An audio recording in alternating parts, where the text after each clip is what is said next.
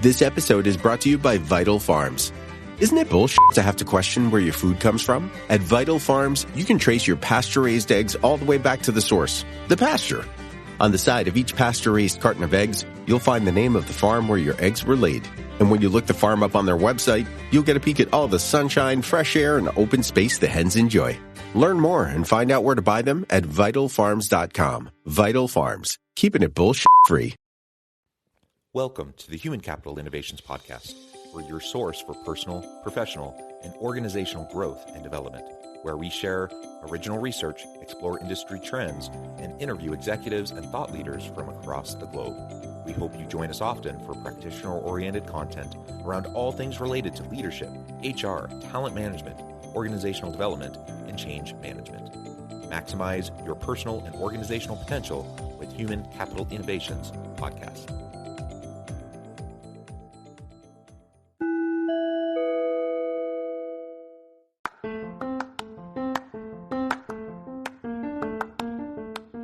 You enjoy the Human Capital Innovations Podcast?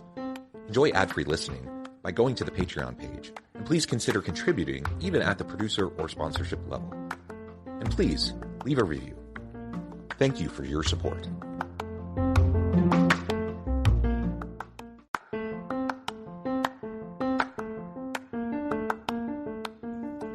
Welcome to the Human Capital Innovations Podcast. In this HCI podcast episode, I talk with Damien Filiatrault about common misconceptions about hiring remote developers and the evolving distributed staffing model of work.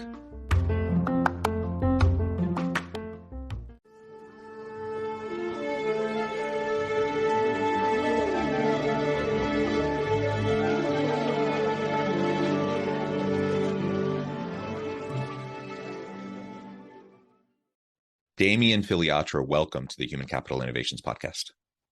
Thanks for having me, John. It's a pleasure to be with you today. You're joining us from Northern California. I'm south of Salt Lake City in Utah.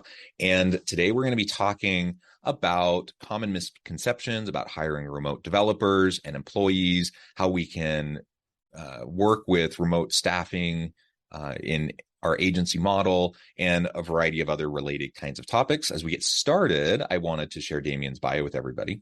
Damien is the founder and CEO of Scalable Path, a software staffing agency that matches leading companies and startups with vetted remote software developers. Previously, he headed PHP development at Solution Set, a multi-channel marketing services company, where he spent 5 months managing a team of developers in Goa, India. Damien has held sales and marketing positions at notable San Francisco technology companies, including Evite and CNET Networks. Through his work at Scalable Path, Damien has championed employment equity for software developers across Latin America. He also cares deeply for the environment and has pledged 10% of all Scalable Path's profits to climate change research. He holds a BA in geography and a Bachelor of Science in computer science from UC Berkeley and San Jose State University, and is passionate about software development and agile processes. It is a pleasure to have you. Anything else you would like to share with me or my audience by way of your background or personal context before we dive on into the conversation? No, that was a pretty thorough background there. Well, good. And you do have great experience. I'm super excited to chat and just to pick your brain. And I appreciate you taking time out of your busy schedule to meet with me and to have this conversation. So as we get started, tell us a little bit about your work building a network of freelance software developers, more generally, and then we can zoom in a little bit. I started Scalable Path in 2010. I had just spent 6 months managing a team in India, and had dealt with some of the challenges over there. There, of course, the time zone issue. I'd find myself up in the middle of the night trying to communicate with my colleagues in San Francisco. And there were some cultural challenges managing a team there as well. And then I came back to the United States and started working with some developers in Argentina. We eventually split off and became Scalable Path.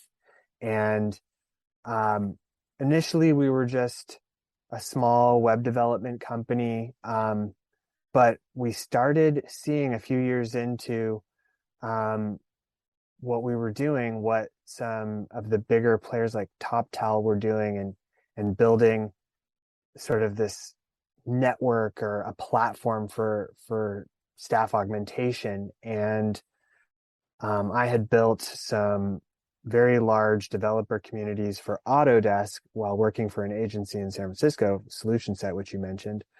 So I felt very comfortable, and we had the developers, in-house to do it. And so we started building this really robust platform where developers from all over the world could create profiles and share what their skills were and all other sorts of things about themselves that can help us match them with client projects.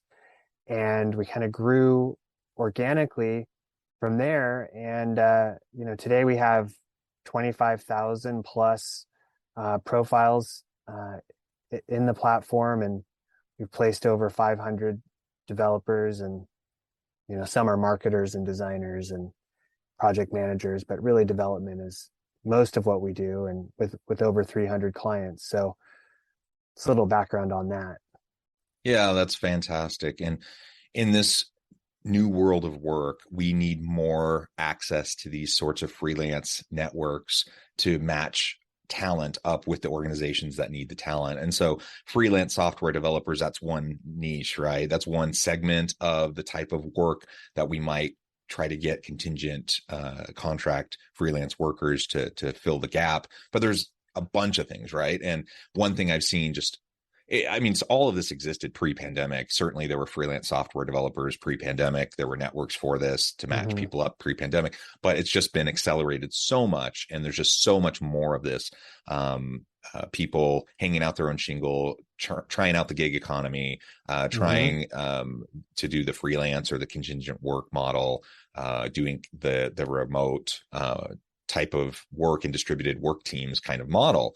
And I think all of that's fantastic. I love the idea of just the equity around, breaking down the geographical barriers of the traditional office space that allows anyone in the world from any background, any socioeconomic status, any gender, race, ethnicity, whatever, if they have the skill set, they can work for you and help you accomplish great things in your organization. I love that freelance work, and in this specific case, freelance software developers and your team trying to match them up with organizations. It's just so great that we're able to have that in the modern world of work. And I think as we move into the future, that's only going to become more and more common. And so we need to learn how to do it well if we hope to tap into that great talent source. Yeah, there's a lot that we're all learning about it. We have been working remotely from day one since 2010, and the pandemic definitely did, shifted into overdrive.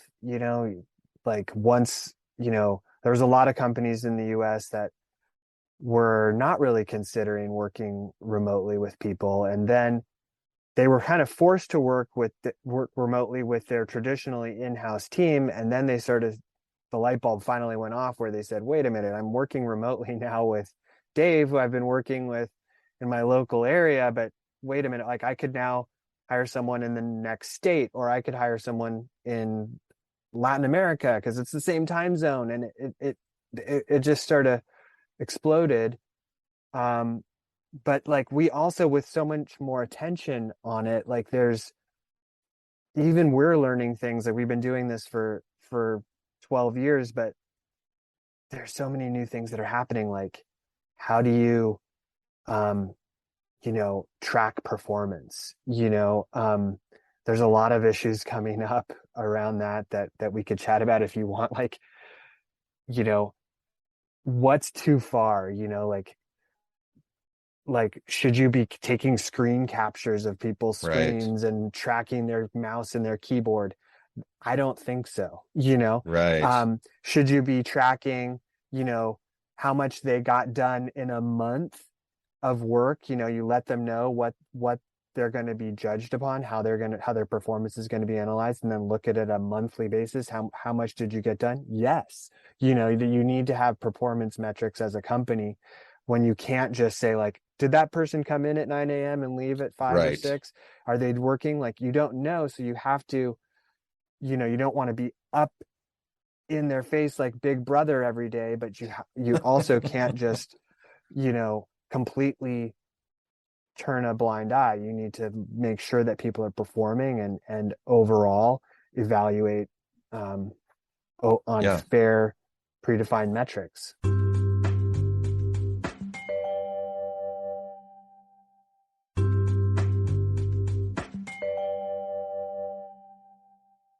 Yeah, so accountability is key. It always has been important. It continues to be important. And how we frame up that accountability and how we track it and measure it and what the KPIs and the OKRs are Yep. and all of that, right? We have to be thoughtful about all of that. But I completely agree. The whole butts and seats kind of approach to performance management has always seemed utterly ridiculous to me. So, having this culture of who's sitting in their seat in the office, are they here? Who's here early? Who's staying late? And somehow that's indicative of who the best performers are. That's crazy. And especially in this knowledge economy, in the modern world of work, that almost means nothing. And Mm-hmm. that's been something I've been grappling with for my entire career for the last couple of decades, and it just always drives me nuts. And so certainly during the pandemic, it pushed leaders to get outside their comfort zone in terms of, like they're managing by walking around, kind of an approach that many leaders and managers might have had in the past, which is a super, frankly, lazy way to manage and lead people and to assess performance. And it's pushed people to actually get into what actually matters. And what actually Yep. matters is results. Like, what do you accomplish? I don't Yeah. care how someone works, when they work. I care about what they produce. And if they produce great content, great coding, great whatever the job is, and they do a really great job, I don't care if it's at 2 a.m. or if it's at 10 at night or at 10 in the morning or whenever. They need to be accessible to have client meetings and to meet with the Yep. team and those sorts of things, of course. But beyond those sorts of things, which is a fraction of their total work time, when they're actually doing the work outside of those sorts of synchronous meetings, who cares as long as they're producing? And that's what I hear you saying. And I agree. I think we need Yeah, to get totally more agree. towards that kind of an approach. And unless we can, it's like the old school assembly line factory kind of mode of management, which is completely outdated in most contexts, right? Yeah, I couldn't agree more. And it's not an easy thing to just, define these metrics for every type of position. Some position it's really clear. It's like, oh, you maybe in sales, okay, how many phone calls did you get? How many agreements did you get signed? How many new clients? What was the total dollars that you brought into the company? Very easy to like kind of come up with metrics for that type of a position. For a software developer, it's a bit harder. I mean, there are some that you can tease out, like, okay, how many, some are just, we talked about certain things that you probably shouldn't do, like, tracking their mouse activity. Um, but like, But by okay, the way, can I say this was years and years ago? So this was when I was a college student, just like part-time work, trying to pay the bills, right, while I'm going through mm-hmm, school. But I worked in multiple call center jobs where mm-hmm, that's exactly what they did all the time. They tracked every second of right, every minute of every shift. Your mouse your keystrokes, everything. yeah, They recorded every single conversation, like all of that, right? And it is super soul frustrating. sucking. Yeah. Yeah, I mean, and I don't know that industry, and there might be certain jobs like don't take this the wrong way, but like if you're in a call center and maybe there are certain jobs where that might be necessary. I don't know. And maybe I I will shouldn't go say from there, but experience that was overboard, even in it a call was center. even in that one. Okay. Yeah. I mean, it should be, if maybe they couldn't track, maybe they didn't have the tooling in place to actually track like how many calls you did and what was the resolution of those calls. Were the people satisfied? Because I always hang up when they say, oh, you're going to be asked a brief survey after this call to see how the person did. You're like, whatever, I gotta go. But Anyway, with developers, there's sort of a spectrum of, things that you might want to track, and there's things that you shouldn't track, in my opinion, and there's things that you might track, but like don't it's part of a bigger picture, like, yeah, how many times did you commit code this month? Is that the pure indication of the quality of your work? No. How many lines of code did you write?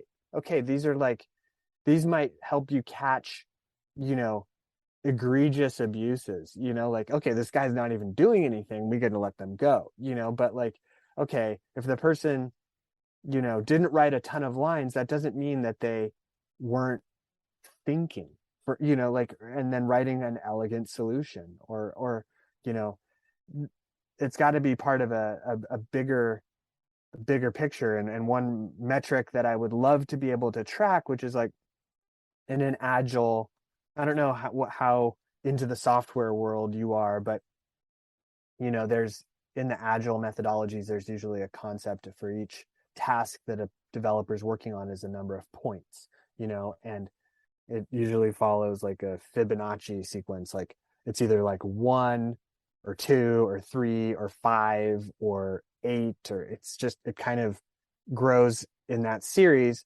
by level of complexity.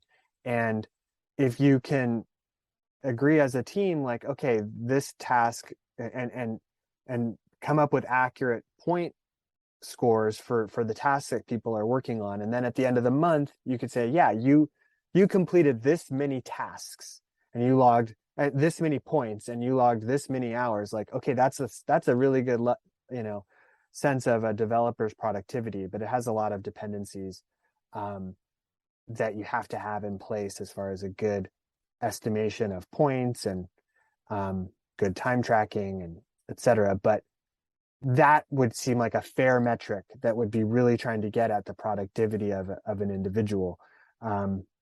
So, and there's some jobs that are even much harder than developers to come up with a metric for, like marketing. I guess, new leads, or, website visitors or something, but right, some jobs just it's hard. And so it's hard. We're learning, as I think, as a business community, like how to navigate some of these new issues that have come up because of this move to remote. And that's what I'm interested in these days, just like, trying to figure out that performance piece, the culture piece. And something that stuck out as you were describing, some of your frustrations around some of these sorts of things is what does it say about the culture of the team and the company if we're Big Brother monitoring everything, and essentially micromanaging everything, right? It means there's no trust. And when there's no trust, people don't perform at their peak levels, and they're not engaged. They're not going above and beyond. And so if in a knowledge economy in particular, so, if we're focusing on knowledge workers, such as software developers, we need to put together a good team, and a team that we can have mutual accountability and trust with. And that fundamentally, in my mind, means we're not going to be treating them like children, which means we're not going to be screenshotting and keystroke tracking and all of those sorts of, in my mind, over the top kinds of ways of tracking quote unquote performance. But rather, we're going to get to metrics that actually mean something, that actually demonstrate their ability to provide solutions and innovations and to meet the needs of the customers and to bring value to the market. That's what we're going for. And that is a totally different thing than, essentially a piece rate kind of an approach in a factory, assembly line kind of a setting or whatever. So let's look towards, whether we're talking about freelance software developers or whatever, right? Whatever type of job, let's look for ways that we can develop mutual accountability and trust with our team, identify good objectives and metrics, track those, and then provide performance conversations, coaching, mentoring to help people perform at their peak levels, at their potential. And if we can do that, we don't need to be in a physical office space together to do that. We can be, but we could also be distributed and remote and be just as effective. I'm completely convinced of that. And with that, and it's kind of come out in some of the conversation we've had up to this point, but what would you say are the biggest misconceptions when it comes to hiring remote developers? Like the things that people are always nervous about, cautious about, that perhaps they don't need to be as concerned about? What are those misconceptions? How can we overcome them?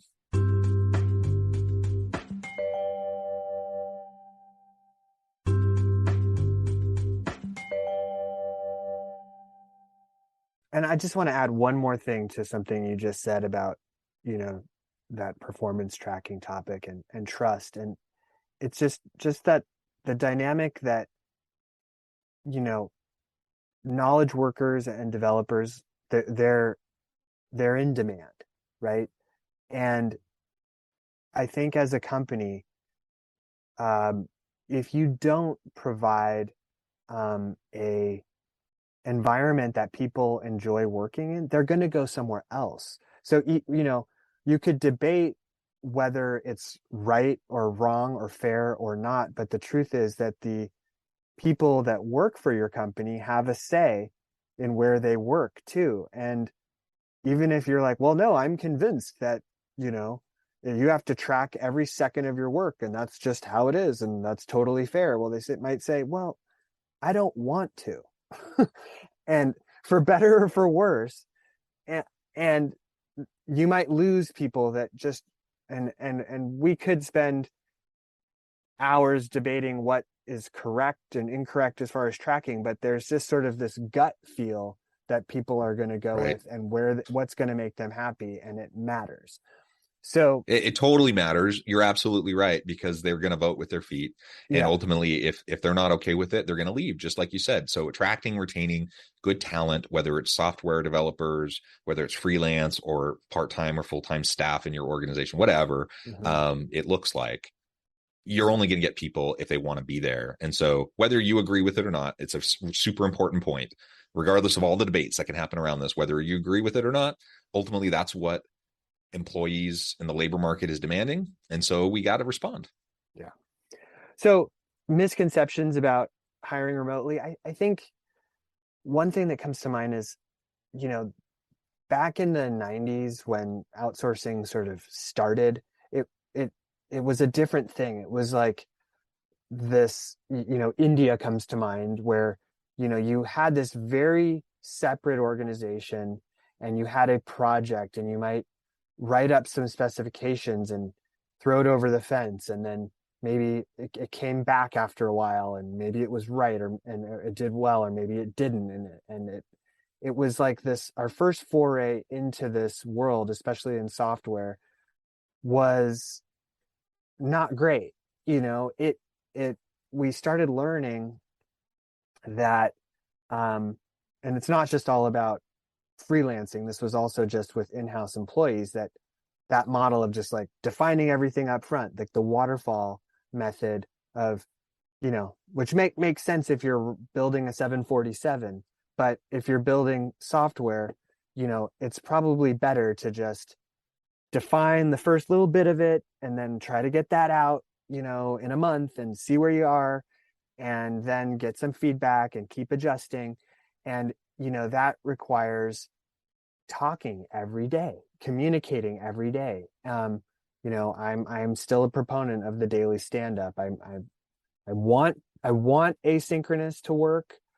It can, I think, with a really mature, gelled team, but like for people that are just getting together and to start a project, I do think that daily scrum, that daily stand-up as a catalyst for communication is really important.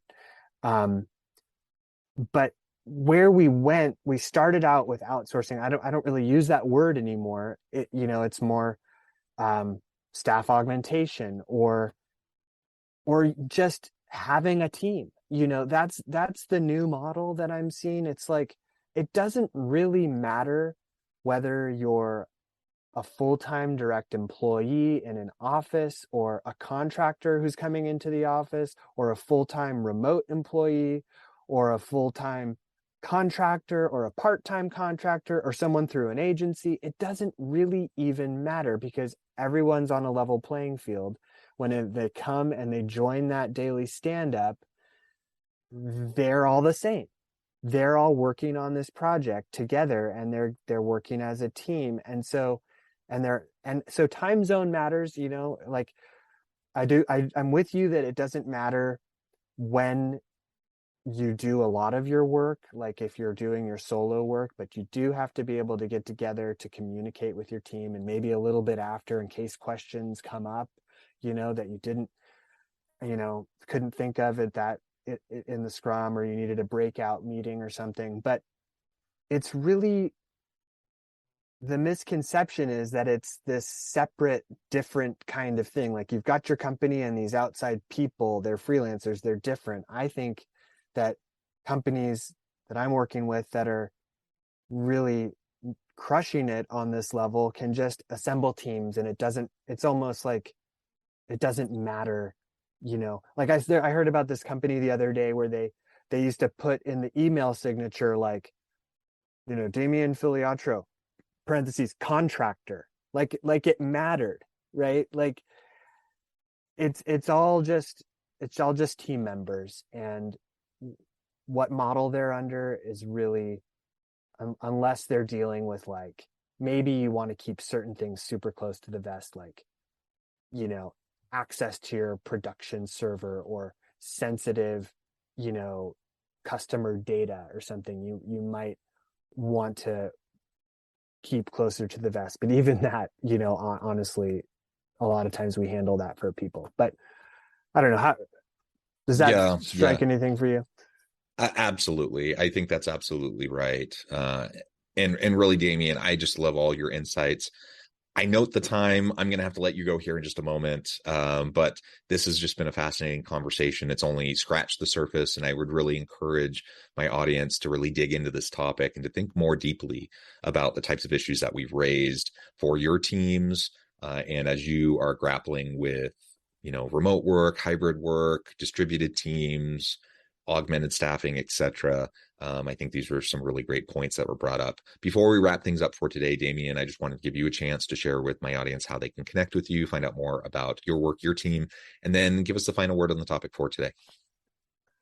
Well, I would just say that if you're a software developer or designer, project manager, data scientist, these sort of things, and you're looking to, see what opportunities are out there in the freelance market, come to Scalable Path, create a profile, and we may be able to match you with an interesting project.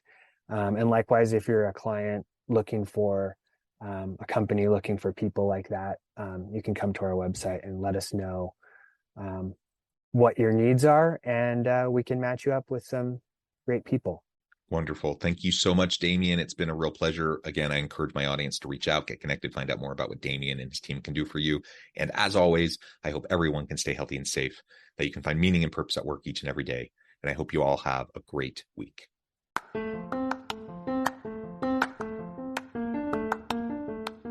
you enjoy the Human Capital Innovations podcast? Enjoy ad-free listening by going to the Patreon page. And please consider contributing even at the producer or sponsorship level.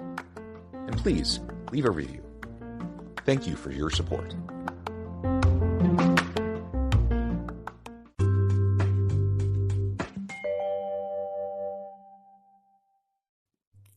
Thanks again for joining us for this episode of the Human Capital Innovations podcast.